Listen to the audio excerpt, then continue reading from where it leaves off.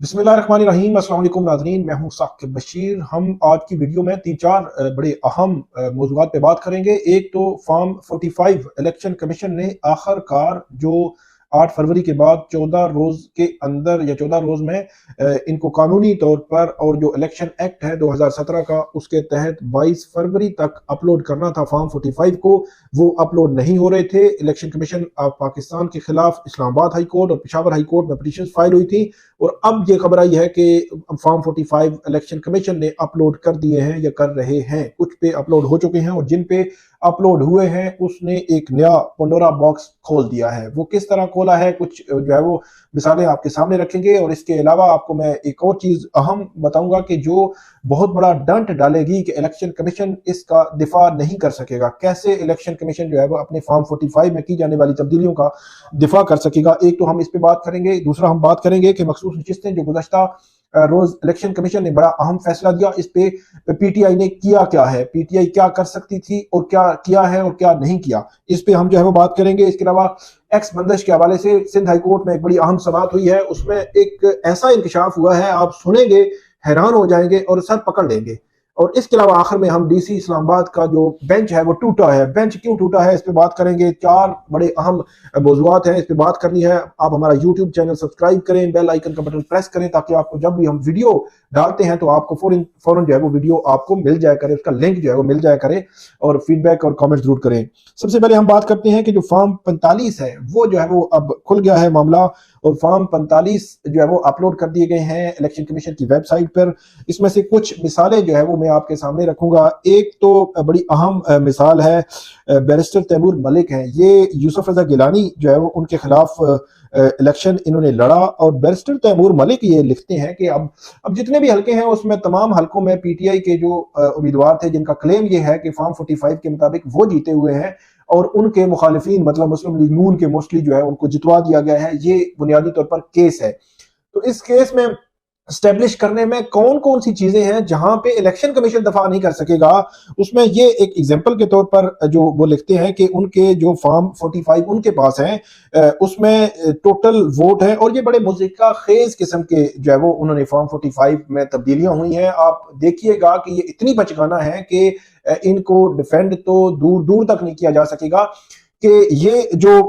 ये एक polling station है। अच्छा, बैरिस्टर तैमूर मलिक वो हैं जो एक अच्छी भली लीड से जीत रहे थे यूसुफ रजा गिलानी से मुल्तान से, और उनके बाद अभी जो उनकी हारने का जो फिगर है मैं आपको बताऊंगा, आप हैरान हो जाएंगे। 104 वोट से बैरिस्टर तैमूर मलिक हारे हैं। बैरिस्टर तैमूर मलिक ने एक हल्का सिर्फ जो है एक पोलिंग स्टेशन का लिखा है कि उनके वोट थे 482,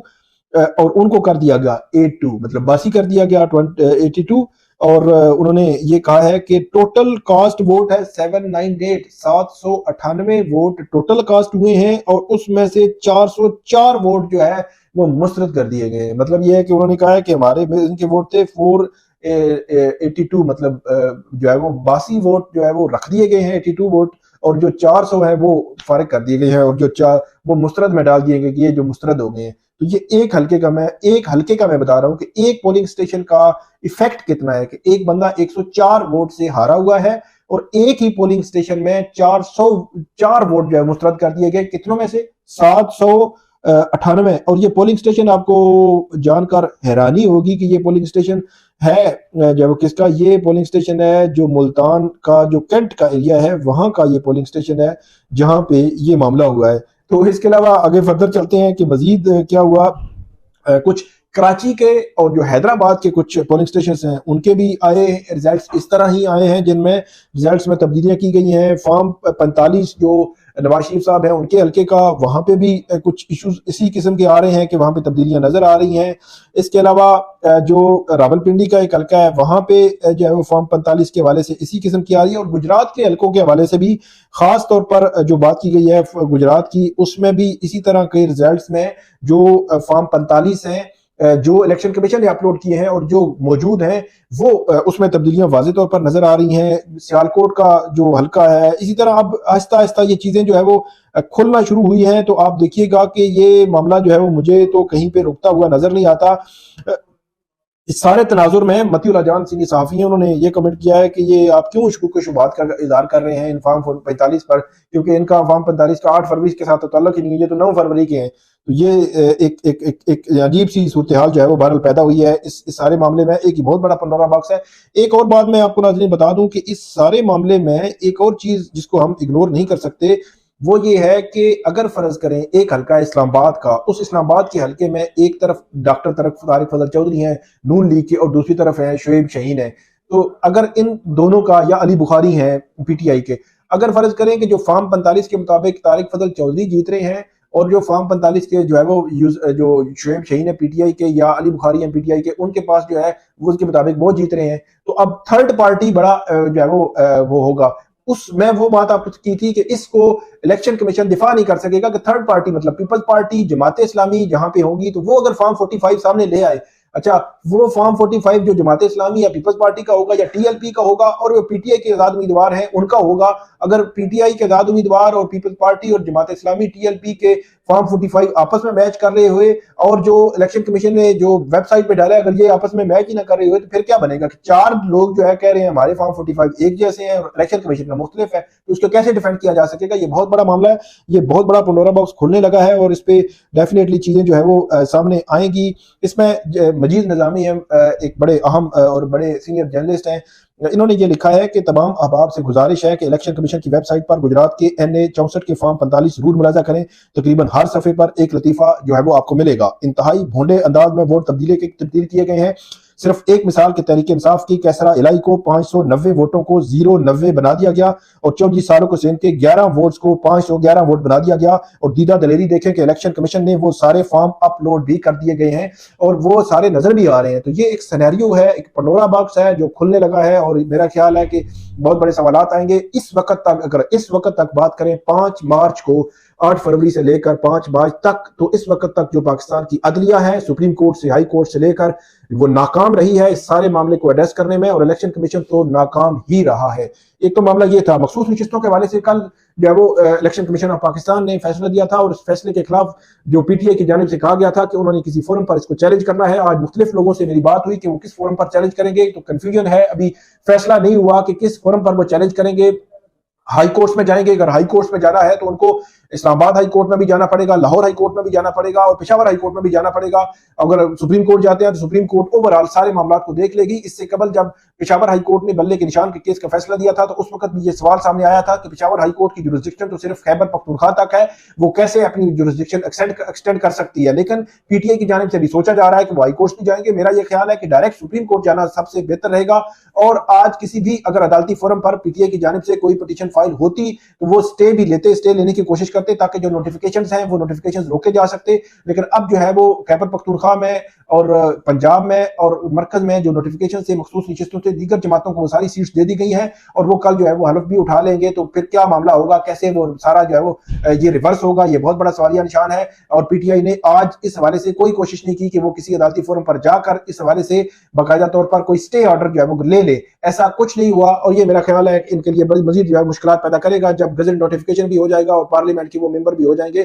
وہ پارلیمنٹ کی ممبرشپ کیسے جو ہے وہ ختم ہوگی، یہ بہت بڑا سوال ہے۔ اس سے قبل بھی یہ سوالات آتے رہے ہیں لیکن یہ معاملہ جو ہے مجھے جو ہے وہ بڑا گمبھیر ہوتا نظر آ رہا ہے۔ اگر سٹے لے لیا جاتا تو سچویشن مختلف بھی تھی، بہرحال ان کی اپنی لیگل جو ہے وہ پلاننگ ہے، وہ کس طرح اس کو لے کر چلتے ہیں وہ دیکھتے ہیں۔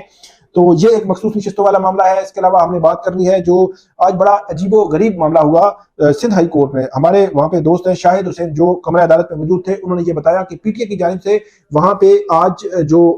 لوگ آئے، وکیل آئے، پی ٹی اے کے حکام آئے، انہوں نے یہ کہا کہ 8 فروری کو جو انٹرنیٹ بند ہوا تھا، اس کے بعد 9 فروری کو ہم نے انٹرنیٹ کی بندش انٹرنیٹ کھولنے کے حوالے سے یہ کہا تھا، اور یہ کہا تھا کہ انٹرنیٹ کھول دیا جائے۔ انہوں نے کہا کہ اس کے بعد ایسا کوئی جو ہے وہ ہم نے نوٹس نہیں کیا، اور اس وقت بھی ایکس جو ہے وہ کھلا ہوا ہے۔ یہ کہا جو وہاں پہ پی ٹی اے کے حکام تھے ان کی جانب سے کہا گیا کہ ایکس اس وقت بھی کھلا ہوا ہے۔ تو یہ وہ بہرحال معاملہ ہے ये बड़ी अजीबोगरीब किस्म की सूरत हाल है कि पूरे मुल्क में पिछले तकरीबन 12 से 14 रोज से जो ट्विटर एक्स की सर्विसेज जो है वो बंद पड़ी हुई हैं। सारे लोग वीपीएन पे हैं। कल भी मैंने आपको बताया था कि प्राइम मिनिस्टर ऑफिस से लेकर नीचे तक तमाम सूबाई क़यादत, हर बंदा जो है वो किसी शोबे हाई जिंदगी से ताल्लुक रखता हो वो वीपीएन पे चला गया है। वीपीएन खतरनाक भी है और वो सिक्योरिटी के लिहाज से बहुत सारे मसाइल भी पैदा कर सकता है। लेकिन मसला ये है कि ये क्यों नहीं एड्रेस किया जा रहा मामला, और सिंध हाई कोर्ट के सामने ऐसा क्यों जवाब दिया गया, और सिंध हाई कोर्ट ने 22 फरवरी का जो ऑर्डर किया था उस ऑर्डर पे इंप्लीमेंटेशन क्यों नहीं हुई। कंटेम्प्ट पिटीशन भी फाइल हुई है लेकिन अभी तक अमल नहीं हुआ। पीटीए को हम ये कहते रहे हैं कि उन्होंने तो कुछ भी नहीं किया और वो तो खुला हुआ है, और उन्होंने उनके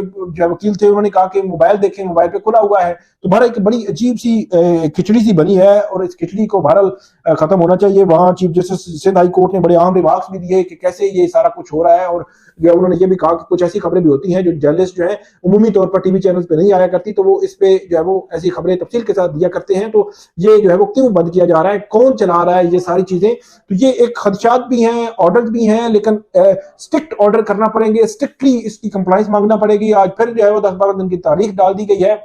इसमें देखना यह है कि क्या पीटीए अब इस पर अमल करेगी या नहीं करेगी, ये बड़ा इंपॉर्टेंट जो है मामला है। इससे मतलब इसके आखिर में हम बात करेंगे कि जो डीसी इस्लामाबाद का बेंच था, इंट्रा कोर्ट अपील थी, उनकी 6 माह कैद है और 1 लाख रुपए जुर्माना है। तो इंट्रा कोर्ट अपील में बेंच टूट गया है। चीफ जस्टिस आमिर फारूक और जस्टिस तारिक महमूद जहांगीरी ने आज समाअत की, तो ये बेंच टूटने के बाद सूरत हाल जो है मुख्तलिफ होती नजर आ रही है। आइंदा क्या बेंच बनेगा ये देखना है हमने, और आइंदा 1-2 रोज में इस वाले से कोई बड़ी अपडेट हो सकती है। जो भी अपडेट होगी वो हम आपके साथ शेयर करेंगे। और जो डीसी इस्लामाबाद है वो ये चाह रहे हैं कि उनका जो मामला है कि उनकी जो सजा है वो सस्पेंड कर दी जाए और टिल फर्दर ऑर्डर वो जो है वो सस्पेंड ही रहे, लेकिन उनकी जो जजमेंट ऑन फील्ड रहेगी तो क्या उसके असरात क्या होंगे ये अब ये देखने वाली बात है कि क्या वो अपने ओहदे से हटेंगे या नहीं हटेंगे। फिर बेंच कौन सा बनेगा और बेंच फैसला क्या देगा, ये सारी चीजें जो है वो आइंदा 1 से 2 रोज में हमें जो है वो सामने आ जाएंगी। ये थी आज की हमारी वीडियो। उम्मीद है आपको ये पसंद आएगी। इस पर फीडबैक दीजिएगा, कॉमेंट कीजिएगा। बहुत शुक्रिया।